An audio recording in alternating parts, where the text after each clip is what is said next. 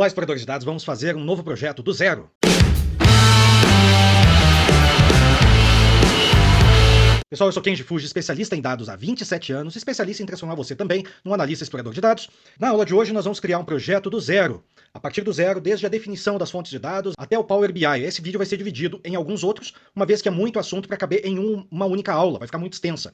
Então, nessa aula de hoje a gente vai iniciar com a definição dos dados, a carga dos dados inicialmente dentro do nosso banco de dados, e na sequência, na aula que vem, nós vamos automatizar esse processo de cargas de dados, bem como vamos criar um projeto dentro do Power BI nessa segunda aula. Antes de mais nada, eu sou o autor da Jornada do Explorador de Dados, um programa de treinamento que ajuda você a se transformar num analista explorador de dados, mesmo que você não tenha experiência, mesmo que você não conheça nada. Vou deixar alguns cards aqui em cima de colegas que não sabiam nada, que não partiam do zero, pessoas que mal sabiam Excel e hoje são analistas exploradores de dados. Inclusive, tem gente com descalculia, gente com bebê pequeno de colo, que mesmo assim conseguiu se transformar num analista explorador de dados.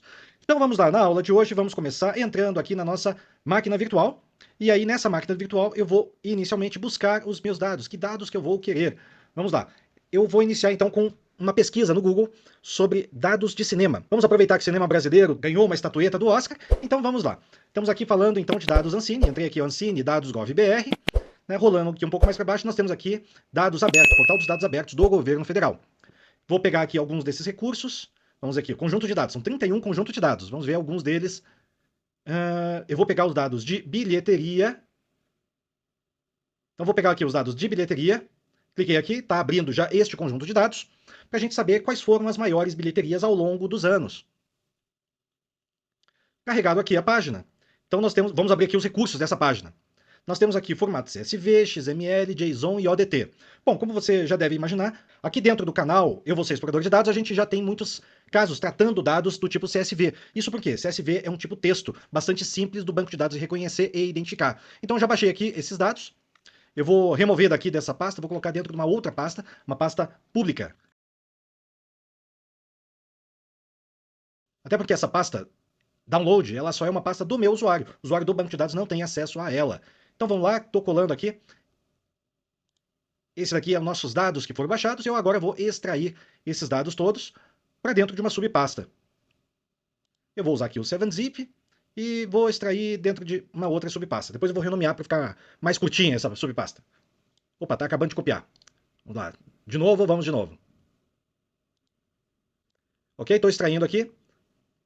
Enquanto está extraindo, vamos começar a analisar esses nossos dados. Aqui nós temos vários arquivos do tipo CSV, arquivos bem pequenos até arquivos de alguns mega. E a gente, caramba, a gente vai ter que carregar esse tanto de arquivo daqui, ó. 154 arquivos. Muitos arquivos mesmo, olha. Vamos ver aqui as propriedades, vamos ver quantos dados a gente vai acabar carregando aqui dentro deste nosso projeto de hoje. Aqui nas propriedades nós temos 1.54 GB. Né? Então temos aqui uma quantidade de dados bem razoável. Antes de iniciar, vamos entender aqui o tipo de dados, como é que esses dados funcionam, como é que eles estão. Vou pegar um arquivo médio aqui e vou abrir dentro do meu bloco de notas, o Notepad++. Você pode escolher o bloco de notas da sua preferência. Para mim, esse daqui é um dos melhores blocos de notas que existe. E, aliás, ó, vai estar bem mais do que isso, ó, porque ele ainda está extraindo ainda mais arquivos. 400 e tantos, 500 arquivos aqui, ó. Por isso que ele está tão lento ainda.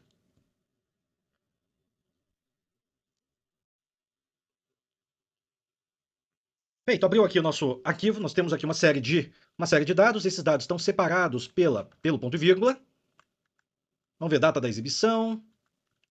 Aqui nós temos o horário da sessão. Dá até para pesquisar os filmes que mais são apresentados de manhã, de tarde, de noite, né, dependendo dos horários, cada um dos campos aqui. Bom, eu vou copiar então esse cabeçalho daqui para a gente identificar todas as colunas aqui desse nosso arquivo. Vou substituir o ponto e vírgula pelo /r/n, porque o /r/n? /r/n é a nossa quebra de linha. Né? Então estou substituindo aqui para quebrar, são 18 colunas, portanto.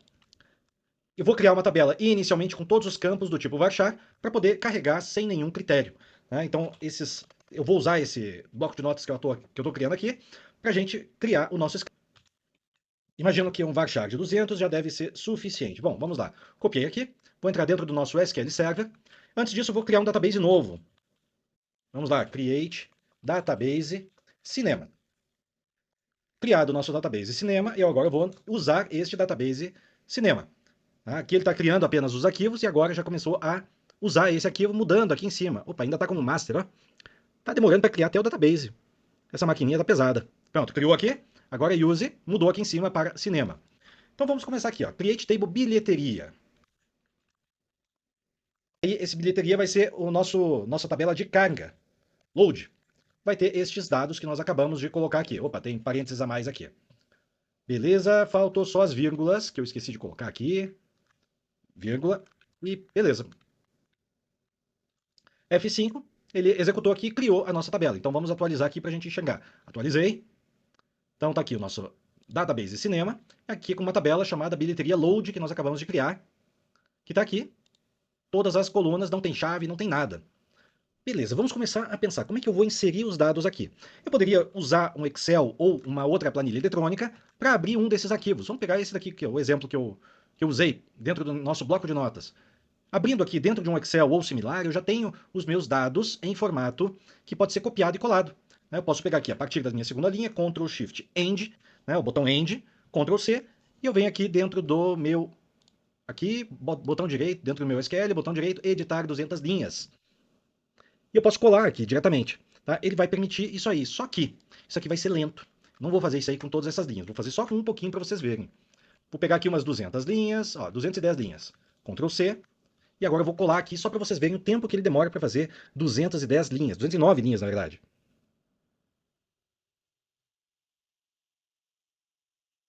Rapaz, demorou quase um minuto aqui para colar 200 linhas. Então, a gente não vai fazer desse jeito. Esse jeito é muito lento, não dá, é inviável. Então, vou apagar os dados aqui. Eu posso apagar tanto com o delete, from bilheteria load, né? Aqui, delete from bilheteria load, ou então poderia fazer o truncate table.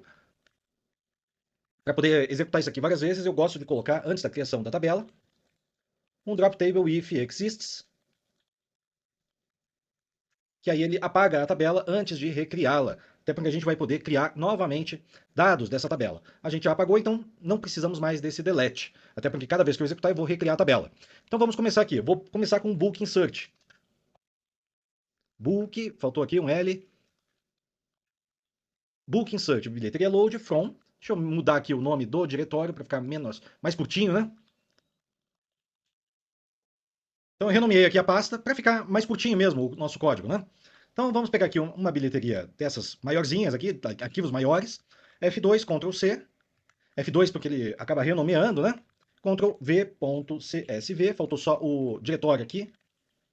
Opa, não é no C dois pontos, é dois pontos, barra public, barra bilheteria, barra bilheteria diária, etc. Vamos ver o que, que acontece aqui. F5 e não carregou. Por quê? Vamos começar a entender aqui. Primeira coisa, vamos voltar aqui para o nosso CSV. Abrindo esse CSV aqui novamente dentro do Notepad++.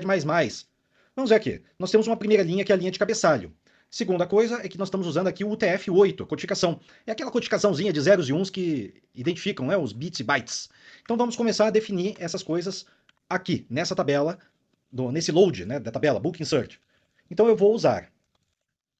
Vamos lá, a primeira linha é a segunda. O que mais? Nós temos ali o UTF-8, que é o code page.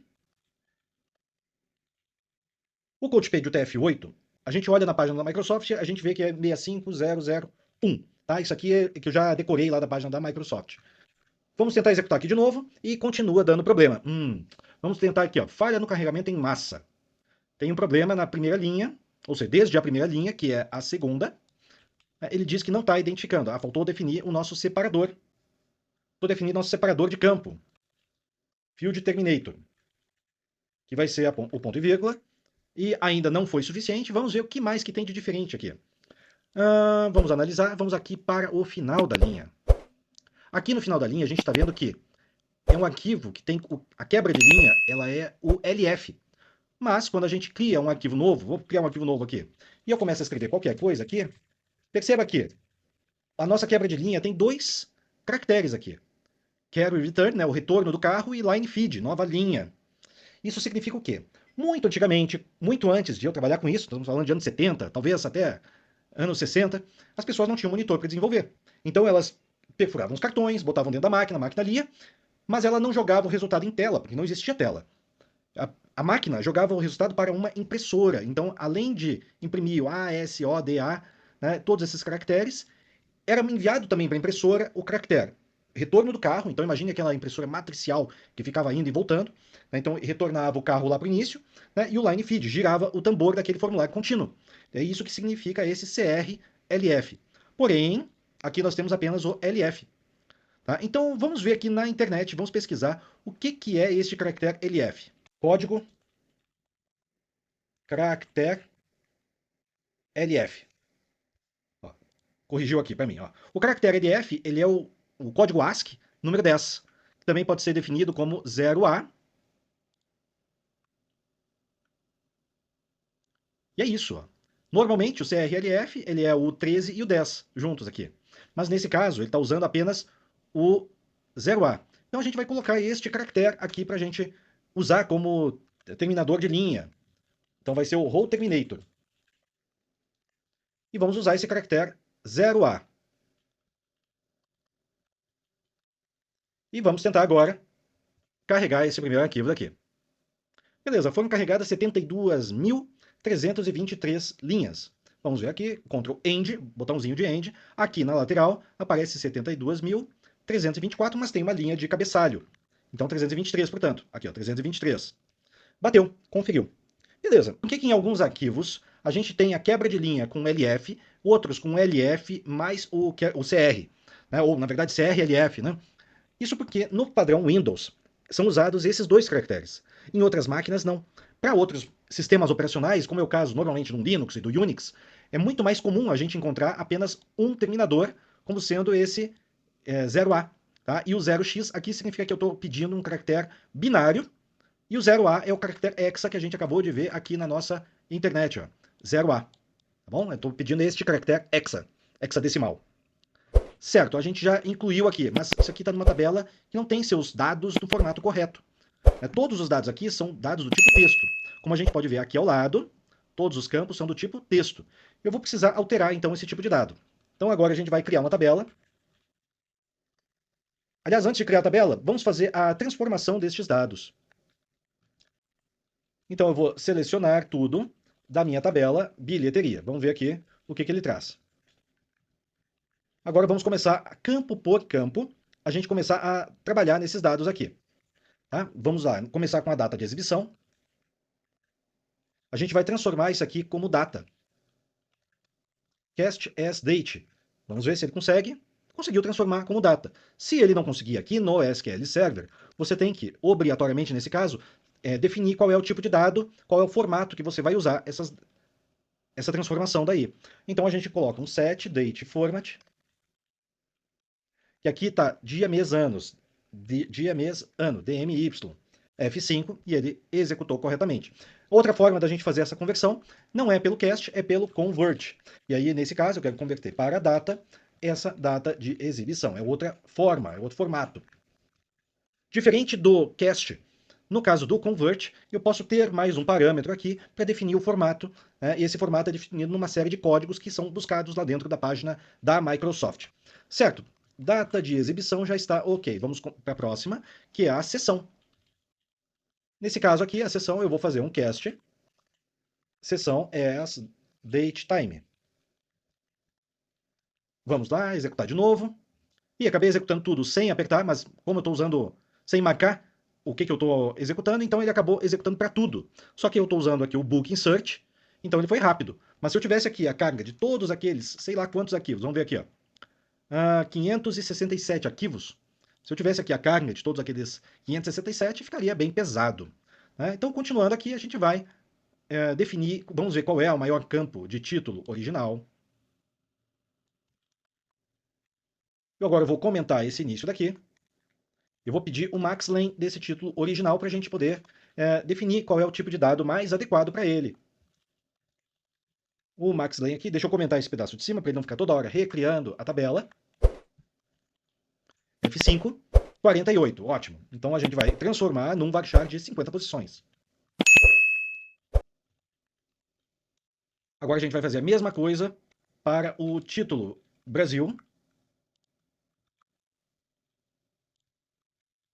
e para todos os demais campos que a gente não sabe. Eu tenho apenas 70 mil registros, não tem 72 mil registros, não tem muito problema eu executar um select asterisco. Então a gente vai fazer isso aqui, eu vou definir e para vocês vai passar bem rapidinho aqui essa definição.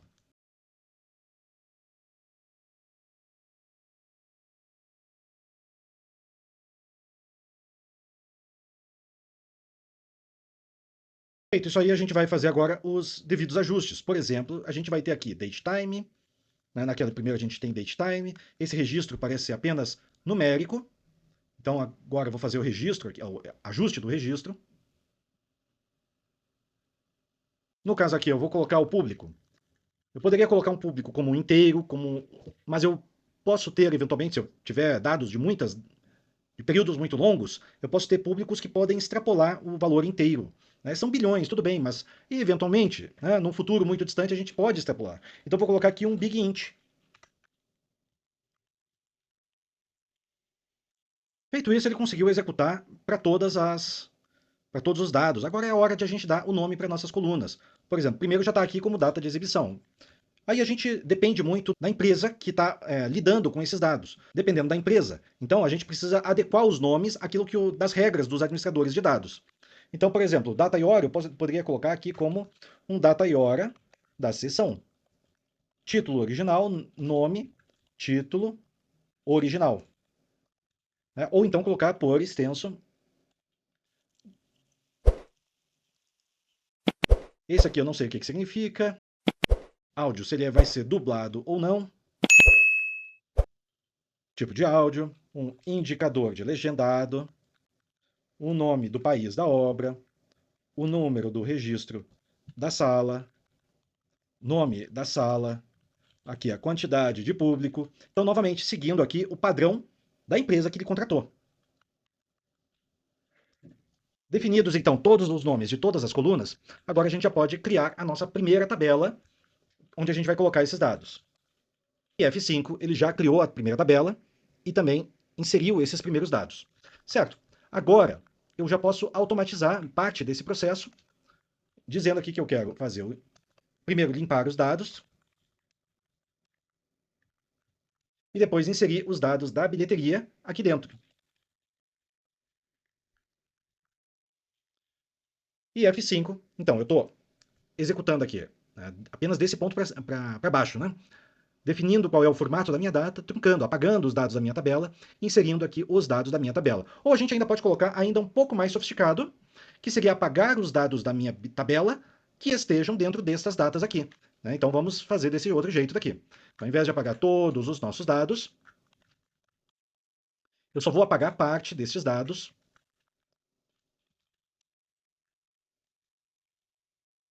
Somente quando a data de exibição estiver dentro desta conversão para datas da data de exibição que foi carregado agora.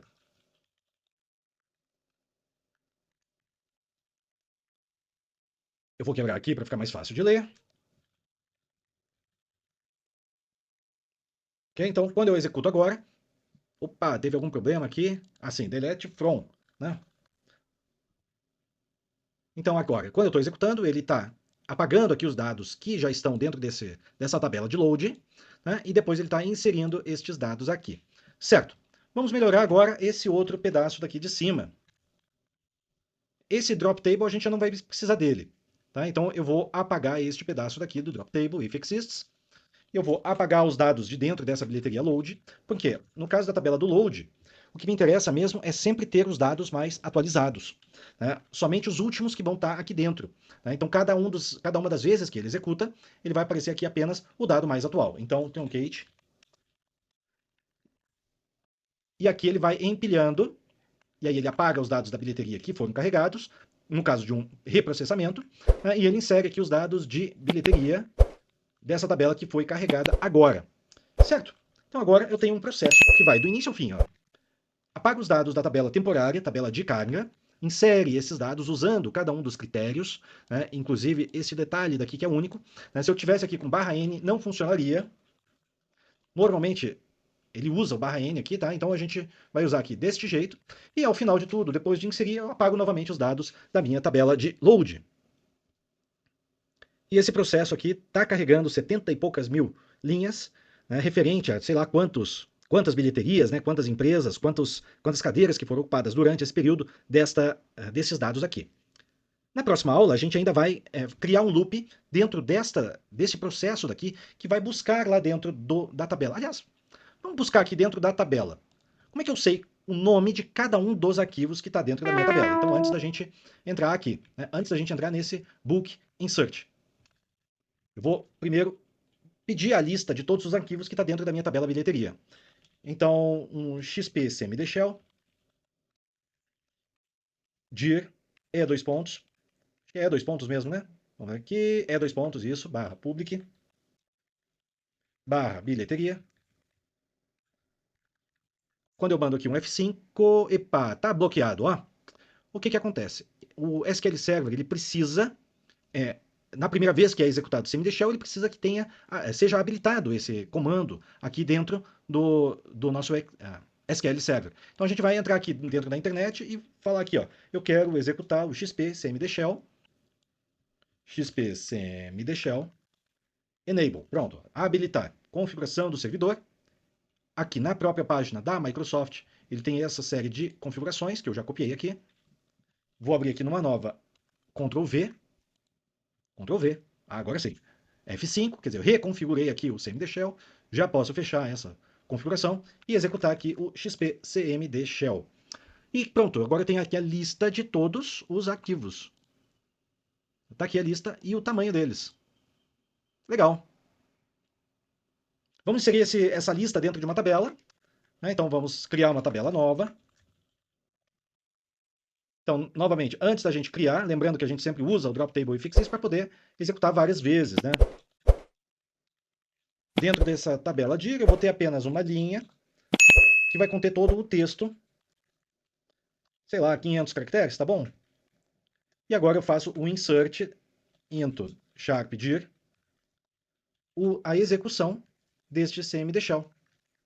F5 e pronto, eu tenho aqui 577 linhas inseridas dentro desse meu sharp dir. 577, mas tem uma coisa errada. Aqui eu tenho 567, tem 10 linhas a mais ali. Isso por quê? Dentro da minha linha eu tenho outras coisas que não são apenas os arquivos.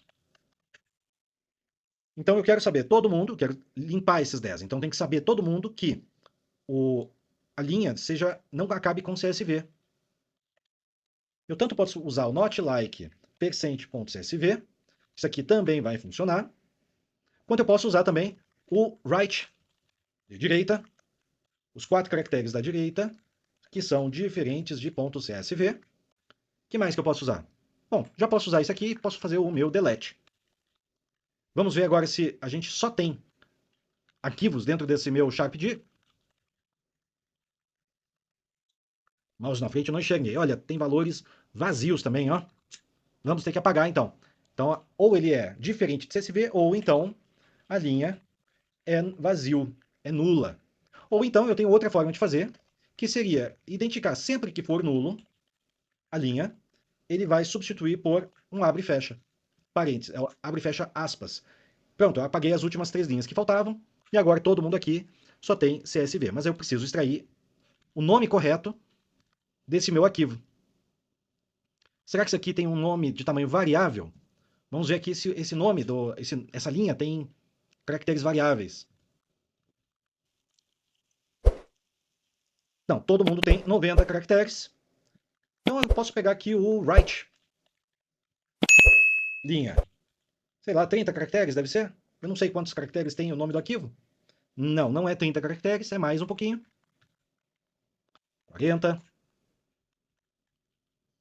Vamos tentar aqui no 50. 60 passou, então vai ser 50 e poucos. 54. Beleza, 55, 54, tá? Só que aí o 55 ele ficou com um espaço antes. Então, eu agora posso também pegar esse truncate table todo daqui, e agora eu posso pegar que ele pegue um desses valores aqui. Eu posso pegar um desses valores da minha tabela e alterar lá dentro daquele truncate table. Para isso, eu vou precisar de uma variável. Uma variável que vai ter todo aquele comando que vai ser executado aqui dentro do meu sistema. Então, ela tem que ser uma variável grande, que caiba muita coisa. E esse comando vai receber todo este truncate table mais o bulk insert. Aqui nas aspas eu vou substituir por 2 aspas para ele reconhecer que isso aqui é uma aspas de dentro do sistema. E pronto. Agora eu posso executar. Opa! Agora eu posso executar este arroba comando. Vamos ver se isso aqui funciona. F5, certo? Não deu certo. Vamos tentar aqui com os parênteses aqui. E funcionou aqui. Beleza, agora eu posso substituir esse nome do arquivo pelo primeiro nome de arquivo que a gente vai extrair aqui de dentro do nosso sharpdir. Aí a gente coloca aqui agora um select antes.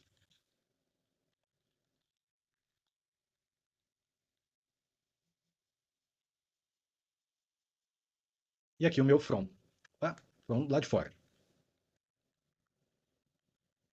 E aqui eu executo este comando. Vamos ver aqui? Deu algum erro aqui, vamos já descobrir. Ah, sim, faltou fechar parênteses aqui. Beleza, agora sim. Então vamos lá, ele carregou 4 linhas. Eu não sei de qual arquivo não, mas foi o primeiro que ele localizou. Talvez o primeiro arquivo da minha sequência aqui, vamos ver? Esse arquivo daqui é da minha primeira sequência, ele está no Notepad++. Pronto, 4 linhas aqui carregadas.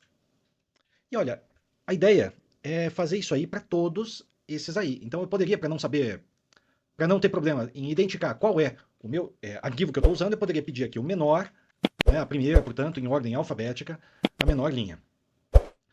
Tá? Então a gente entrou aqui na parte um pouco de programação, tá? Mas a gente vai, na aula que vem, a gente vai pegar um loop disso aqui, né, deste comando daqui, para a gente poder fazer a carga em todos os 567 arquivos que eu tenho aqui dentro dessa minha pasta. Tá? E esses arquivos aí vão ser todos carregados de maneira intuitiva, rápida e simples. E então nos vemos na próxima aula. Um forte abraço.